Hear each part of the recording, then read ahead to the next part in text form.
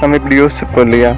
ஏன் இயேசு கிறிஸ்து வெற்றி ஆர்ப்பரிப்போட எருசலேம் தேவாலயம் நுழைந்த உடனே அங்கிருந்த நாணய மாற்றுவோரையும் விலங்குகள் விற்போரையும் எல்லாம் அங்கிருந்து அடித்து விரட்டினார் அப்படின்னு?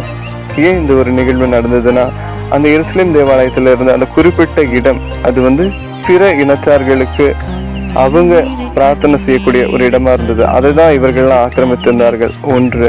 2, நம் உடல் என்னும் தேவாலயத்தில் தூய்மை இல்லாமல் இருந்தா இறைவனுக்கு பிடிக்காது அப்படிங்கிற ஒரு குறிப்பிட்ட ஒரு நிகழ்வை தான் இயேசு அங்கே நிகழ்த்தி காமிக்கிறார்.